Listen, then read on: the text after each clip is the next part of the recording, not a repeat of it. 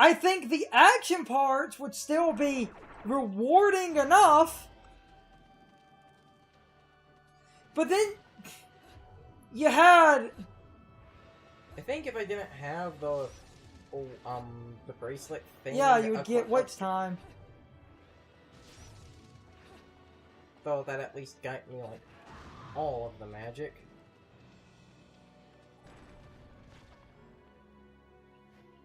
You know what? You have to fly over to that? Yes. That's it. Now, again, as much as I don't like to... Oh, damn it. As much as I don't like to use items, I'm going... Actually, I have a decent amount of magic. I believe this is another Gracious and Glorious. I don't think it is. I get mixed.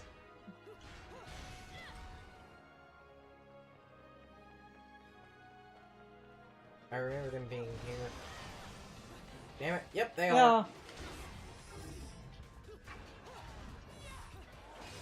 Wait, I don't remember... Oh, damn it, I have the electric claws. Son of a bitch. Those do decent damage. Not as much as the... Not as much as the fire ones, which are... But the reason I...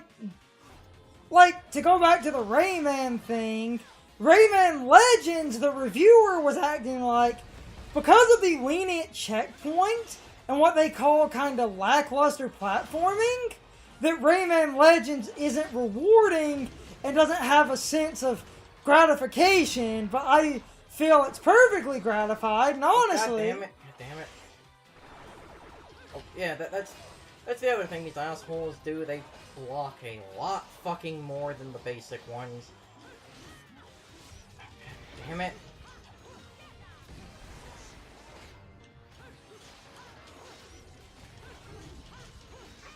Like, see, notice when I can actually get a goddamn combo off on them, notice how not bad they are. Again, I know I keep kind of jumping between the points, but that does just show, as I said before, that I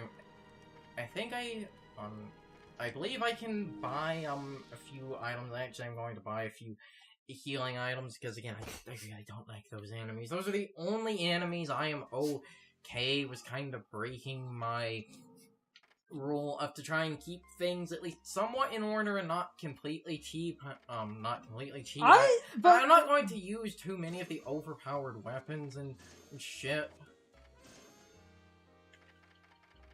Guess I might as well also just buy a few of the magic ones and shit if I need it. On normal mode, Gracious and Glorious, they don't really show up too often, so I don't really need those. The main point in all of this, I feel more satisfaction with what I determine fair and balanced difficulty, where games checkpoint and have leniency.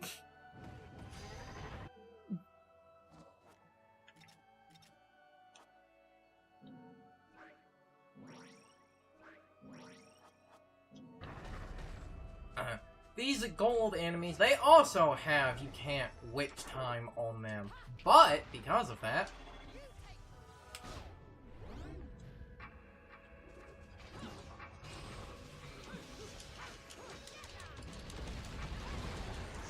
You can also do that kind of thing from the top platform and just hit them in the head. Yes, but I want to... There's also another thing, because Gracious and Glorious aren't really here anymore, so just, no, not that. That's the thing I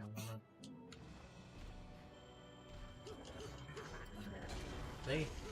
What? These enemies, like I said, they have the same programming as Gracious and Glorious. You can't naturally witch time them, but because of that, this is the one time the game is actually lenient on you, and it gives you this little witch time statue thing to be able to slow them down. And that lasts a good while too, so.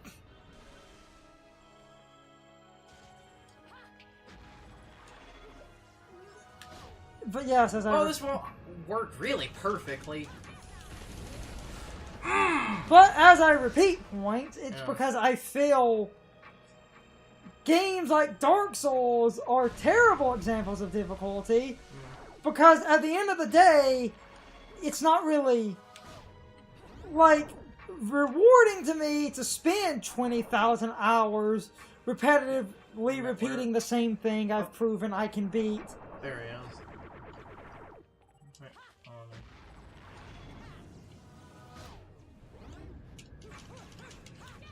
Yeah, kinda. Barely. Oh, come on, where are you? And that's why that person saying the Rayman was a bad, like, easy game bothered me. And honestly, if you're playing Legends and you want harder things, try 100%ing that game.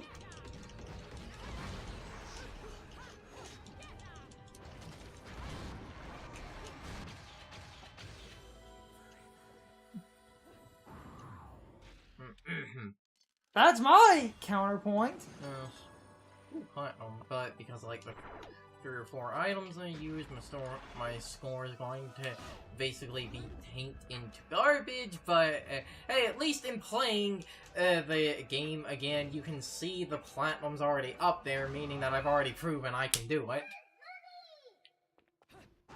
That's Yeah. like the big kind of argument I will use as sort of a counter thing with the one guy against the Rayman of like, oh, the game was just too easy. Try the Dark Rayman and the invaded levels, and try 100%ing the game in general and tell me how easy it is. Dark Rayman levels might be 40 seconds, but my god! Those are some intense 40 seconds. I normally win again, those. I feel the same thing applies to Celeste, basically. Most of Celeste stages are very, very long, actually, but most of the long stages you get checkpointed at every screen, basically, so because of the being checkpointed at, like, every screen and all of that, again, it makes the difficulty feel much Rayman! But I count Rayman as a hard but fair game, and I would prefer its... But the guy complained the checkpoints are too linear, and if you're a seasoned person who plays platform games, it won't challenge or engage you. Bullshit. Also, here's another boss that's, kinda terrible. Mm-hmm.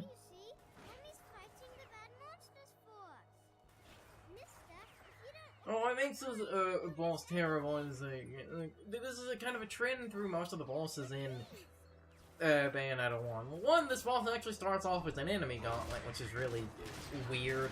But besides besides that, it has the problem of sometimes the game you end up with a few commands overlapping, so because of that some shenanigans can happen. Here's a fun little piece of developer history, because I watched the video about Bayonetta 1 and 2 before this to just cover random development things. When designing the character of Bayonetta, I believe it was Kamiya had an argument with someone over if Bayonetta should have glasses or not, because I think it was Kamiya felt that it fit the character, and also you don't really have too many video game protagonists with glasses on. Because of this argument, he essentially, as a kind of a little cheeky jab at that... What? Stop. I need to do a small cut for a minute. Okay, cutting back in now. I have really bad sinuses. I had to go take some sinus pills.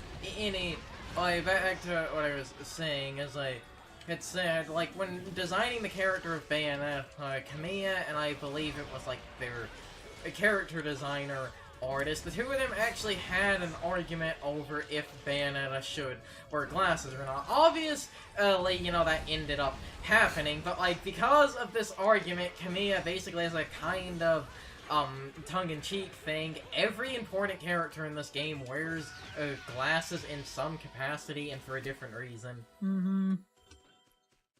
He just did that as a little tongue-in-cheek thing, because, like, you know, Luca, he has to put the glasses on to, like, see the angels, so it's just a fun little development thing. Back to the game at hand, now that I'm less, how do you say, dying? Yeah, I love learning little developers. Oh, good I love God. Learning little development things like that. And the music dies down. Smack. You know, I love learning little development things like that, because it's just funny to learn, you know, the most just non-specific detail no one would pay attention to. Like, oh, he needs glasses to see the angels. Yeah, that was... It just because in development, they... You know, just because in the development, they had an argument if Bayonetta should wear glasses or not. Similarly, the reason for Bayonetta's traffic cone hair is it's supposed to look like a standard witch hat. Everyone calls it traffic cone hair. Yes. It is traffic cone-esque. But it's... I think it's... Apparently it's an actual hairstyle. I think it was called like a French bun or something like that. I don't remember what the name is. The point is, the reason it's there is to make Bayonetta look more like an actual witch. Because, you know, it looks like a pointed witch's hat. Back to the game, now that I'm less dead. Sinus problems are a bitch and a half sometimes. You gotta stop. Go breathe. Then I can forever repeat my infinite complaints. What do you think we should do? He's hurt you, has he? Because Dark Souls is bullshit. Can't be having that now, can you? You don't... I know this can sound really try-hardy, but I kinda don't care. I'm angry. You don't know until you've experienced it. Or do you?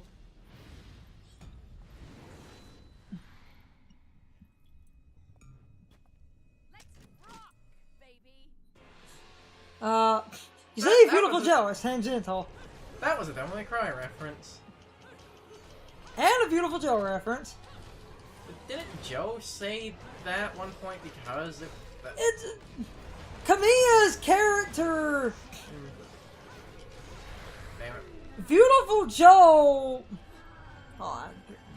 Devil May Cry lines and Beautiful Joe lines are very similar because Kamiya was kind of self-referencing. So it's kind of both. The Devil May Cry... Well, like, the funny thing is, in... the funny thing is, in Devil May Cry, the line "flock off" when fighting the bird boss was done initially as, you know, like a censoring thing, because when designing Dante, they wanted to make a character that was cool without doing stereotypically cool things like smoking, drinking, or swearing, but then in this game, which is more open about swearing, it's weird to have, like, you know, the flock off, like, line, and then basically have characters just say, like, you know, fuck several other points. It's... I believe you die if you don't get that. This game's flock off reference is just because of Devil May Cry. That's what I just said. I know that's what you just said. And that's just funny to me to see something like that.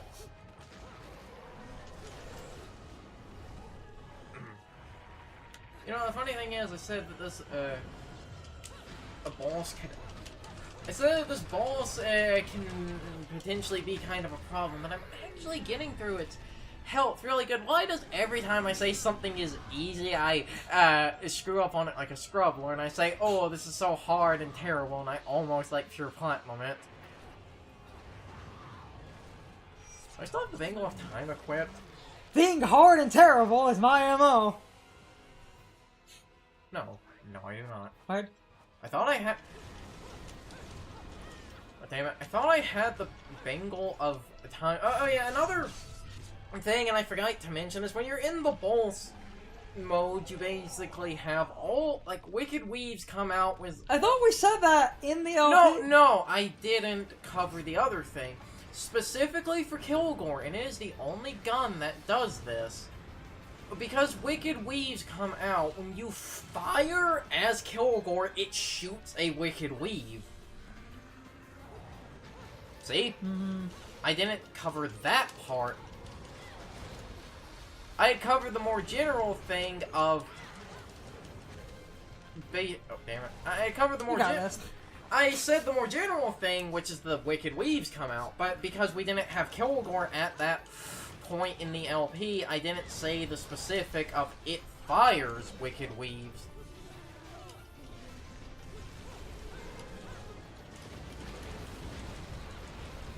It does. And that's why the kill... Oh, wait, I already did all my damage. The boss Doesn't he throw... Yeah, it's in its last quick time event. Because you beat it with... Yeah, that if you... Yeah, if you do the Kilgore glitch at times, you can kind of damage overflow a few things. I believe there's a third one. Oh no, wait, it was... Because now you gotta do...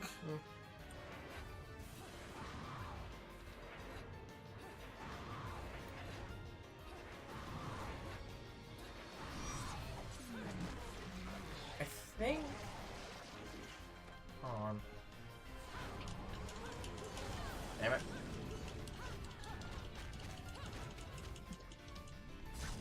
One of the accessories I really liked from this game was taken out of Bayonetta 2, but that's because you can do some disgusting bullshit with it if you get good. It basically... Now you have... Yeah. Now I just wait for the prompt. The accessory I like having equipped with, there's a few things in this game is basically, it creates those, like, Madama Butterfly clones that mimic all the moves you do, essentially doubling your damage. If you combine that with shit, even if you don't combine that with a glitch, you can do some disgusting bullshit with that. Mm-hmm. And I think that's why it was taken out of Bayonetta 2, which kind of bothers me, because I feel like if, like, because it creates, isn't it like 3 clones? I think. And if they're like all targeting on the same thing, you can get like 4 to 5 times the damage multiplier if you do some disgusting ass bullshit. And I feel like if you took this out because it was too overpowered, because that's why a bunch of the weapons and stuff are designed the way they are in Bayonetta 2, it's to basically Not even commenting on the story at this point. Who fucking cares? Well then.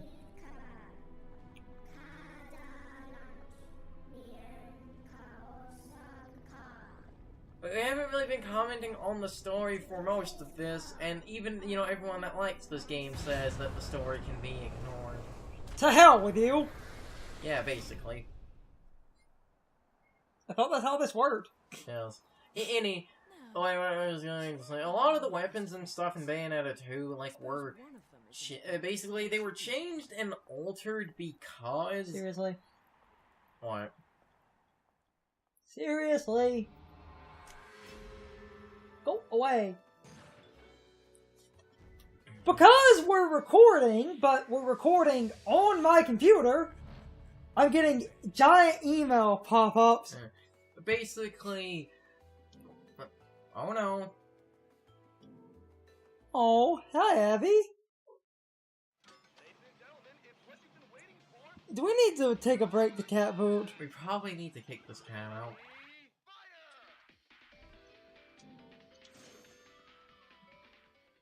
Abby, do you want out? We're gonna have to cut to put you out. We can just cut right here. Yeah, she's going to the door. Where's you go? She knows. It's funny, like she knows to just run up and like.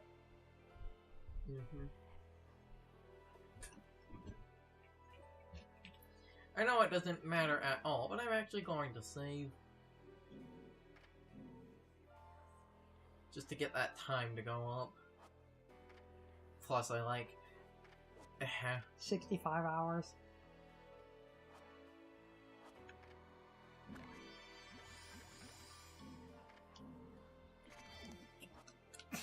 I can cut back in a minute.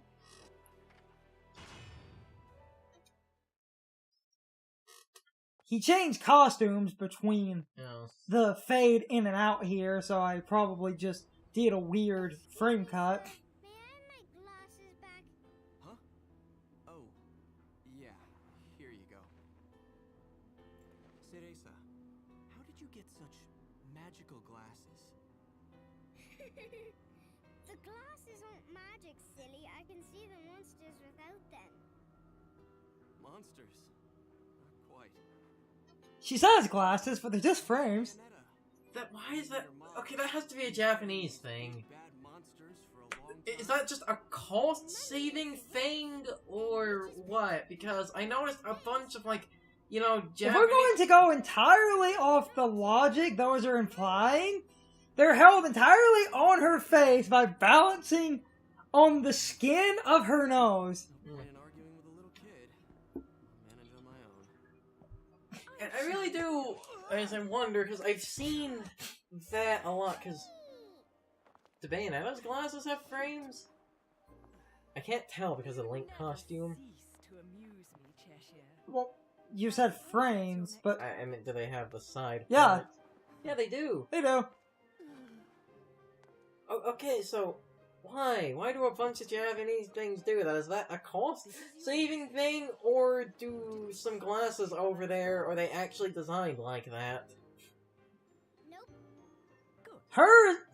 Yeah. You can see...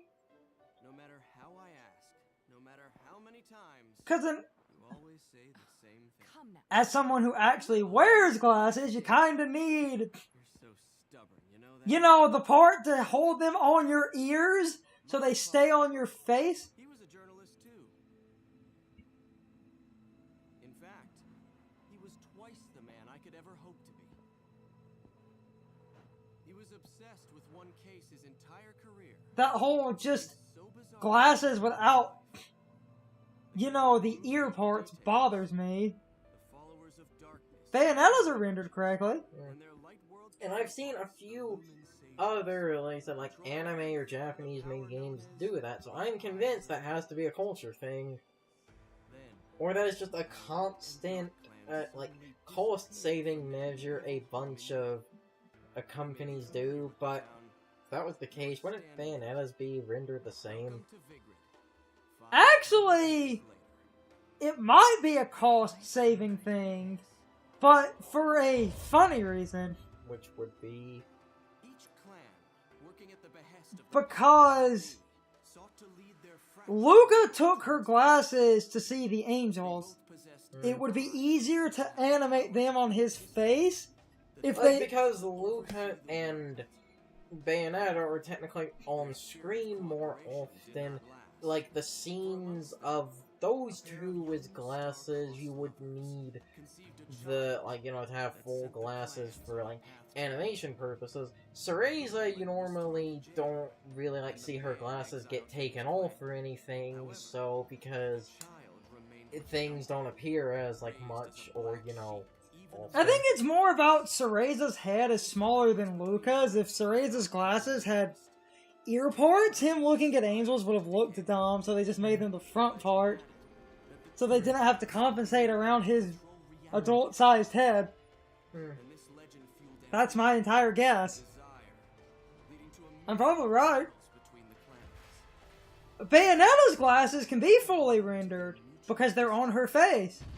Luca having... And Bayonetta being the player, the character, they're going to take more time to put details into, you know, the model that will technically be on screen the most. I think it's just because Luca's fat head would have looked dumb with the little, like, child length. What on earth was my father searching for? And why did he have to die for it? I have to discover the truth with my own eyes. That tragic backstory. Also, young Luca, Or you. like, I don't know who they got to do it, but obviously it's someone that only did 2 lines and then left. Father! Everyone comments on that. Young Luca doesn't exactly sound like, they gave any fucks. But I guess that's what happens when you have to read a maximum of 3 lines less than a paragraph long. Mm-hmm. But anyway, I'm pretty sure it's entirely so he could use the glasses without them having to worry about what his adult-sized head would be like with her child-sized Mummy, glasses. are you looking for something? I am. How did you lose it? Little one. Do you have anything you really like? Something really important to you? That's the guess I'm going with. It's probably something like that. Yes, this. I love it. Well, don't that look familiar? Nah.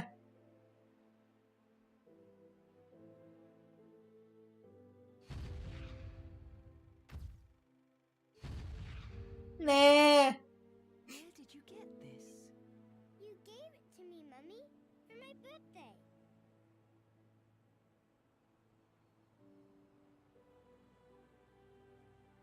Nah. Something. Never lose it. Understand? See, this moment's supposed to be Must keep it impactful because, close to like, your heart. I think if you are using the default costume from this point onward, she actually does...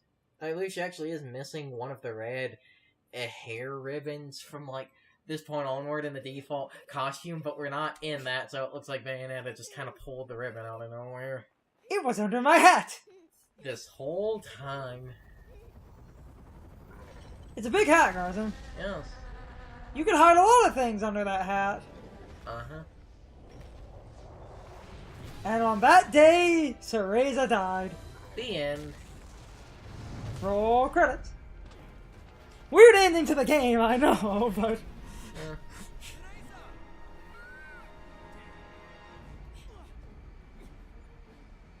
You know, like... Luca was voiced by... God damn it, I can't remember his name. Yuri? Yeah, him. Mr. Anime? Yes.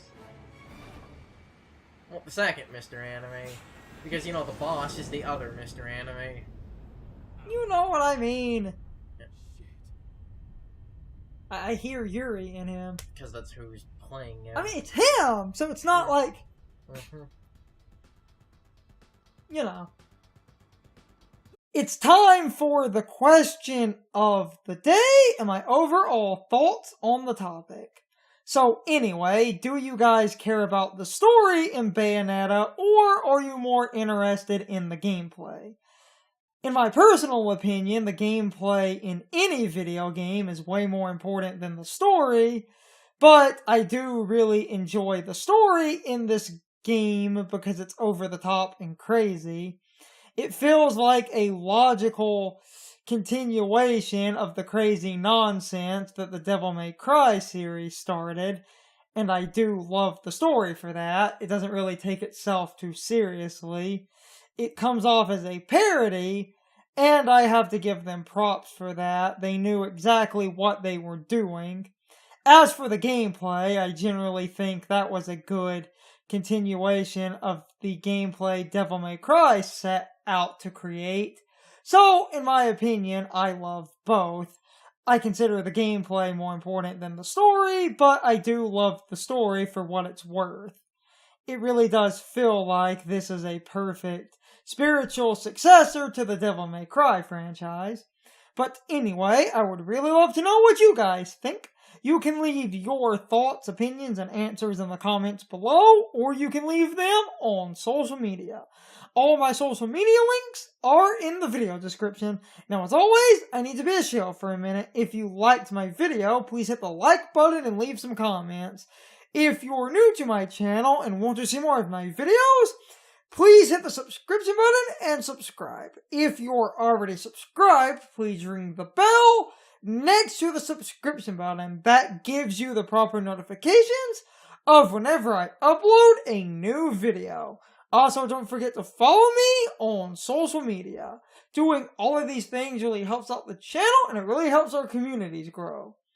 Anyway, I hope you guys enjoyed this video. See you guys next time.